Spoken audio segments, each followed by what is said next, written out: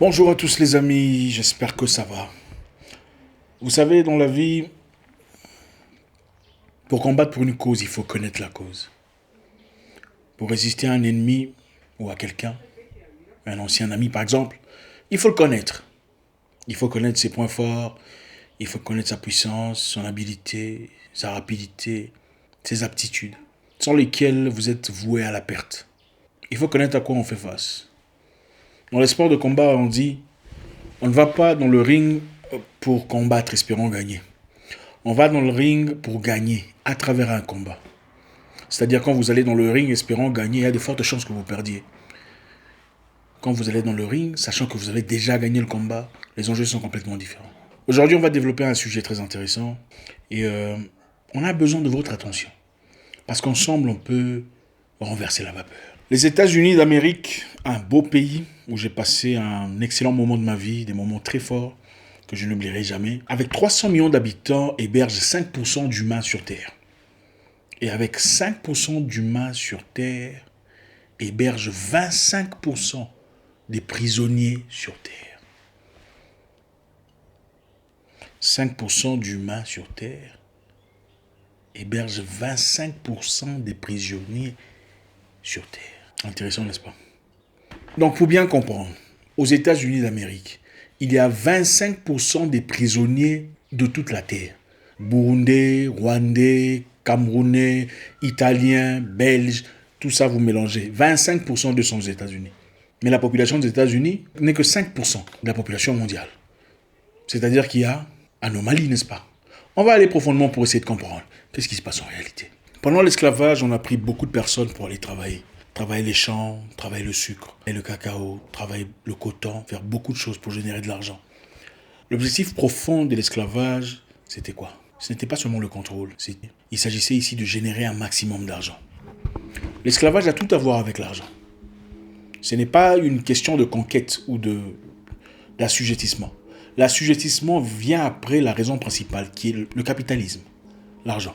Voilà pourquoi à l'époque, celui qui avait le plus d'esclaves était considéré comme le plus riche. N'est-ce pas? Parce qu'il avait un maximum de main-d'œuvre, un maximum d'humains, d'hommes forts, en capacité de réaliser certaines activités. L'esclavage était très lucratif à un groupe de personnes. Juste à la fin de l'esclavage, le gouvernement anglais ou britannique était obligé de rembourser de l'argent aux maîtres d'esclaves anglais pour avoir libéré les esclaves. C'est-à-dire, l'esclavage n'avait pas été aboli au nom de l'amour, mais au nom d'une certaine compensation. Vous me payez mon argent, je libère les esclaves. Ou je libère mes esclaves, vous me payerez progressivement. Cette dette de l'Angleterre vis-à-vis des enfants des maîtres d'esclaves n'avait été finalisée qu'il y a 2 ans.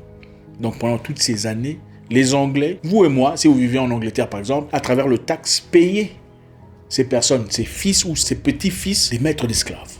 L'un des objectifs principaux de l'esclavage était de générer un maximum d'argent. Un maximum de gains, un maximum de biens à travers des humains pris de force depuis leur terre, négligeant leur situation, bafouant leur terre et leurs ancêtres, neutralisant leur résistance. C'était une forme du capitalisme. L'esclavage était un système capitaliste qui marchait très bien. On générait un maximum d'argent. Ceux qui étaient maîtres étaient riches. Ils n'avaient pas besoin de travailler, pas besoin de faire quoi que ce soit. Comme on le dit, les États-Unis ont été construits, bâtis par les esclaves. Qui libérait ces esclaves au nom de l'amour? C'est très difficile, n'est-ce pas? L'esclavage a donc été aboli pour plusieurs raisons. Il fallait trouver un moyen aussi pour couvrir. Il fallait trouver un moyen pour couvrir ce vide. Il fallait jouer un nouveau moyen. On a importé la colonisation. La colonisation était une continuité de l'esclavage. Comme on avait réclamé et qu'ils avaient finalement honte, ils ont fait preuve de honte finalement. Il fallait arrêter la colonisation et continuer un nouveau système générant le même genre d'argent sans être flagrant ou emphatique dans ses œuvres. Maintenant, rentrons à notre histoire de prison.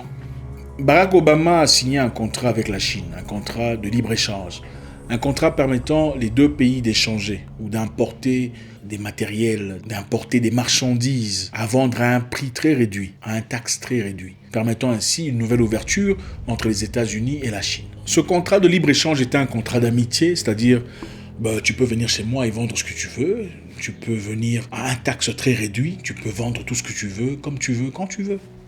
Ne comprenons pas que cela poserait un problème. Maintenant, qu'est-ce que cela a posé comme problème? Les Chinois, comme ils produisent beaucoup, ont commencé à importer tout et n'importe quoi. Ils ont commencé à importer même des choses qui sont produites aux États-Unis, mais à un prix réduit. Ils ont importé des jouets, ils ont importé de la métallurgie, ils ont importé des machines, ils ont importé n'importe quoi. Vous connaissez nos frères chinois. Enfin, nos frères chinois. Pendant que les États-Unis est un pays consommateur, la Chine est autosuffisante. Les Chinois généralement achètent ce qui est chinois. C'est vrai que ce qu'on reçoit ici sont des produits chinois de mauvaise qualité, mais pour ceux qui savent, il y a des produits chinois de très bonne qualité, qui coûtent cher. Les répercussions évidentes étaient d'abord que la compétition était devenue difficile. Ceux qui vendaient les mêmes histoires entre Chinois et Américains ne pouvaient pas compétir au même niveau, parce que le taux de la production américaine devenait beaucoup plus élevé que le taux de la production chinoise. Vous savez, dans le capitalisme, le propriétaire de l'entreprise veut générer un maximum d'argent. C'est ça l'objectif. Quand je vous dis les gens veulent faire un maximum de gains, quelquefois ça peut aller au-delà de la moralité. Comme on veut faire un maximum de gains, qu'est-ce qui se passe? On coupe les coûts, n'est-ce pas? On essaie de dépenser un minimum possible pour gagner un maximum d'argent. On essaie de payer à ses employés un minimum de salaire pour gagner un maximum d'argent. Qu'est-ce qui se passe dans ce cas? Comme la main-d'œuvre coûte moins cher en Chine, les entreprises américaines ont commencé à engager des travailleurs chinois. Voilà pourquoi votre iPhone est assemblé ou réuni ou connecté probablement en Chine. Beaucoup d'appareils, des téléviseurs, beaucoup, n'importe quoi, vous le savez, réunis en Chine, vendus aux États-Unis. Finalement, qu'est-ce que ça crée? Les Américains ne peuvent plus demander le salaire adéquat, n'est-ce pas? Un salaire américain et un salaire chinois, c'est pas la même chose. Les capitalistes ou entrepreneurs américains préfèrent aller en Chine pour faire leur travail avec des Chinois à moins cher au lieu d'engager un Américain compétent pour faire le même travail. Ceci, comme vous l'avez bien imaginé, a créé un déséquilibre évident, profitant seulement les propriétaires. Dans ce cas, le capitalisme est une joie pour les boss, pour les chefs d'entreprise, pour les créateurs, pas pour les employés. Comme certaines personnes n'ont pas de moralité, et là où il n'y a pas de moralité, on peut quelquefois trouver des gens qui en ont, on a essayé de mettre la pression sur ces personnes qui encouragent ce libre-échange, qui en réalité déstabilise le peuple américain. Donc, quand Tito, comme on a parlé de Tito, pour ceux qui connaissent la vidéo, se bat contre la Chine, ce n'est pas parce qu'il est belliqueux, c'est parce qu'il veut rendre le pouvoir aux États-Unis, permettre aux citoyens américains de gagner un salaire adéquat, à la hauteur de leurs compétences. Et pas seulement les propriétaires, les boss, les capitalistes. Crony capitalisme. Alternativement, qu'est-ce qu'il fallait faire? Alternativement, on peut faire autre chose. Vous savez, en prison, aux États-Unis, qu'est-ce qui se passe? En prison, vous avez un choix. Soit vous restez à ne rien faire. Pour votre sentence de 20 ans, vous ferez 20 ans. Et ensuite, peut-être sortir, espérant trouver votre femme. Si Luc de la maison à côté ne l'a pas prise. Ou vous pouvez commencer à travailler à un prix moins cher, peut-être $2 par jour. Espérant avoir son sentence réduite. Donc, la plupart des prisonniers américains préfèrent travailler au lieu de faire 20 ans de prison. Fassent 12 ans, mais gagnent 2 à $4,5 par jour. Sommes-nous ensemble, mes frères? Restons ensemble, s'il vous plaît. Il faut connaître la vérité. La vérité affranchit. La vérité fait mal, mais elle libère. Maintenant, évidemment, au lieu de faire 20 ans de prison, les prisonniers préfèrent travailler, espérant réduire leur sentence. Maintenant, ils travaillent pour qui? Ils travaillent pour Walmart, pour Nestlé, pour PepsiCo, JBS, pour Hatchers, March, Danone, Olam International et la liste continue. Une vingtaine de grandes entreprises que beaucoup parmi vous connaissez se servent des prisonniers pour faire de l'argent. Au lieu de payer l'argent aux fermiers locaux américains à un prix adéquat, au lieu de payer de l'argent aux gens qui sont aptes, qui sont libres, ils préfèrent abuser des prisonniers pour faire un maximum de gains. Maintenant, vous dites-moi, dans une société pareille, est-ce que vous voulez qu'il n'y ait plus de prisonniers? Si vous pouvez faire des milliards de dollars à travers un labeur très minime, parce que la Chine, on critique la Chine. On peut faire ça aux États-Unis, mais on peut aller en prison, se servir de tous ces jeunes hommes, tous ces jeunes gens dont l'avenir a été détruit pour qu'ils produisent en masse de l'argent et la capacité. Vous pensez que dans une telle société, on voudrait qu'il n'y ait plus de prisonniers? Ou qu'on vous jugerait conformément à ce que la loi dit, si on peut générer un maximum d'argent? Continuons notre histoire. Comme vous l'avez certainement compris, si vous m'avez suivi depuis le début, la prison aux États-Unis est un business. Ce n'est pas une affaire de loi ou de droit, pas nécessairement. C'est une affaire de génération d'argent, de production, à moins cher. Les États-Unis d'Amérique a 5% d'humains sur Terre. Les États-Unis d'Amérique a 25% des prisonniers sur Terre. Contrairement aux pays comme la Suède, qui fait tout ce qu'il peut pour essayer de libérer les prisonniers, c'est-à-dire rétablir, réhabiliter tous ceux qui ont été prisonniers dans la société, aux États-Unis, c'est tout le contraire. On a besoin des prisonniers pour avoir un business. Et quand ces capitalistes amoureux de l'argent ont compris qu'ils pouvaient faire un maximum d'argent à travers la prison, ils ont créé ce qu'ils appellent War on Drugs, c'est-à-dire la guerre contre la drogue. Évidemment, vous savez, ça n'avait jamais été juste. Quelquefois, on vous arrête, on plante des trucs dans la voiture, on vous emmène en prison. Sans procès, vous attendez pendant 1 an ou 2 avant d'être incarcéré pendant 20 ans. Ou pour du cannabis. On vous balance en prison pendant 10 ans ou 30 ans. Il y a beaucoup qui vivent ces situations aujourd'hui aux États-Unis. Les résultats finaux, d'après les statistiques, est qu'un Noir américain sur 3 passera un moment en prison de toute sa vie. Un homme sur 3. Comparé à 1 sur 90 chez la race caucasienne. Intéressant. Comme il a été prouvé statistiquement que la population noire et blanche se servent identiquement des narcos et des drogues, la population noire par contre a 3 fois plus de chances d'être arrêtée, d'être incarcérée ou d'être démis de leurs fonctions. C'est-à-dire, même après avoir été acquitté, être démis de ses fonctions au boulot. Les États-Unis ont en ce moment plus de 130 000 adolescents en prison qui n'ont pas encore été condamnés. En attente. Non, la majorité noire. Mais en attendant, les grandes entreprises font de l'argent. Ce qui est intéressant ici, c'est quoi? Parce que les grandes entreprises ont aussi ouvert des prisons. Les grandes entreprises de production ont aussi ouvert des prisons. Ça vous dit quelque chose. Donc, l'entreprise de production de nourriture a ouvert sa propre prison au nom du capitalisme.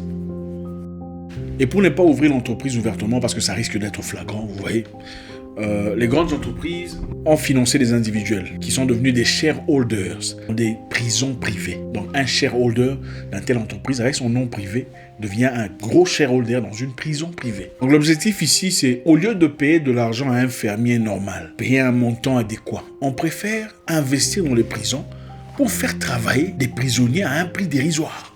Des prisonniers qui sont majoritairement... Merci. En 2010, l'American Civil Liberty Union dit que les 2 plus grandes prisons privées ont reçu chacun 3 milliards de dollars du gouvernement. Donc, d'après le gouvernement, ils ne peuvent pas manager les prisons, ils n'ont pas de temps pour ça. Ils vont financer des privés pour manager les prisons, pour construire et gérer les prisonniers. Les prisons privées aux États-Unis n'existaient pas avant les années 80. Et dans les années 90, le gouvernement a dit qu'ils avaient besoin de solutions pour la surpopulation des prisons. Et pour ça, ils ont déclaré qu'ils n'avaient pas assez de temps pour gérer ça. Donc, ils avaient besoin des prisons privées pour s'y investir. Investissant ainsi beaucoup d'argent après avoir fait du lobbying dans chaque prison privée.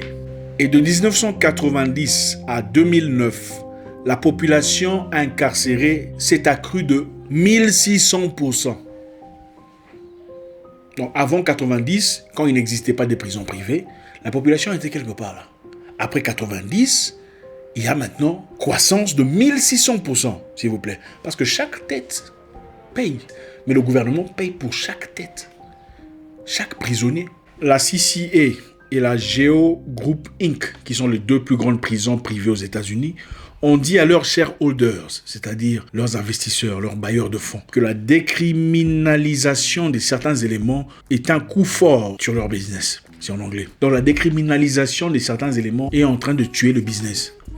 Parce qu'on avait décriminalisé certains trucs, tels que le dans certains États et tout ça. Donc cette décriminalisation est en train de tuer les business pour eux. Ah oui, il y a des investisseurs en prison privée.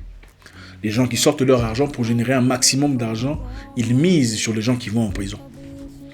C'est ça le beau capitalisme.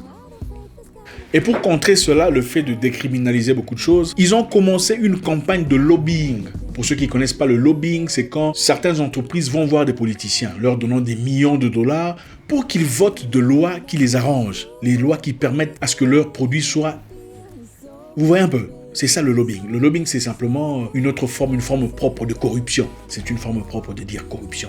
On va donner de l'argent à monsieur tel le gouverneur ou monsieur le juge pour qu'il permette à ce que notre entreprise persiste. Malgré que, voilà... on sait par exemple que la cigarette tue, n'est-ce pas ? N'est-ce pas ? Et la cigarette tue beaucoup plus de gens que l'histoire là qu'on nous dit là, chaque année. Mais pourquoi n'est pas criminalisé? À cause du lobbying. On paye les juges, on paye ceux qui font la loi pour permettre à ce que ces produits soient vendus. Et d'après une analyse effectuée par Associated Press, la CCA et Geolink Group ont dépensé 45 millions de dollars en lobbying de l'État, en lobbying du gouvernement fédéral, en lobbying des juges, des avocats pour vous garder en prison. Et un rapport de 2013 de Public Resource Center nous dit que certaines entreprises ont signé un contrat de 90 à 100% avec les États, 90% d'usage des chambres. C'est-à-dire, il doit y avoir au moins 90% d'incarcérés dans une prison pour que le contrat soit valide. Donc, s'il n'y a pas 90% d'accusés en attente, l'État doit soit payer pour les lits vides ou chercher d'autres personnes pour qu'ils soient incarcérés.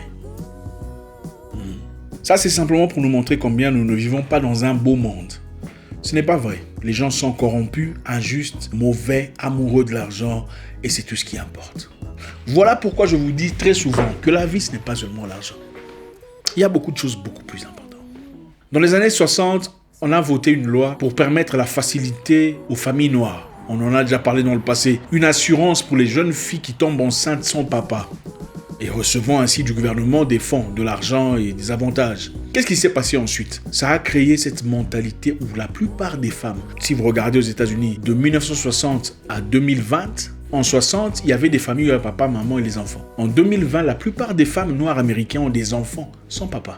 4 ou 5 enfants, papa différents chacun. Pourquoi? Parce qu'ils reçoivent de l'argent venant du gouvernement. Et ces enfants grandissent, comme l'a prouvé même Barack Obama, qui n'est pas nécessairement un héros pour moi, que la plupart de jeunes afro-américains vont en prison parce qu'ils n'ont jamais eu de male figure, ils n'ont jamais eu de représentation masculine à la maison. Il n'y a jamais eu de papa ou d'une personne pour diriger, pour montrer voilà comment il faut faire, voilà comment il faut se comporter, voilà comment il faut se tenir. Un noir américain sur 3 passe un moment en prison de toute sa vie. Pourquoi? Parce qu'il y a des gens qui gagnent de l'argent à travers ça. Ça, c'est un autre niveau de... Pensez à l'esclavage. Pourquoi on a pris des esclaves? C'était pour générer de l'argent à travers l'alcool, le sucre, le cacao et le reste, le coton.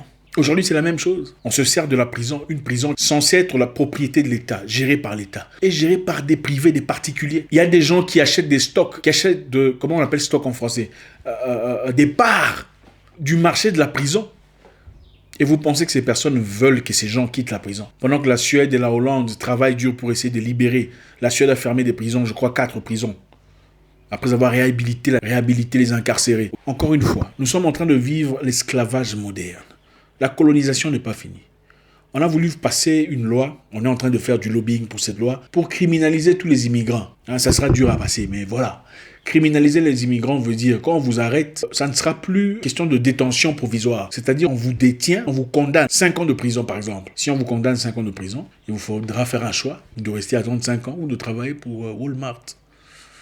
Faire des bananes ou des céleris, des tomates, pendant qu'ils s'enrichissent. Nous sommes le produit. Ne voyez-vous pas? Nous sommes le produit. Aux États-Unis, on ne ferme pas les prisons.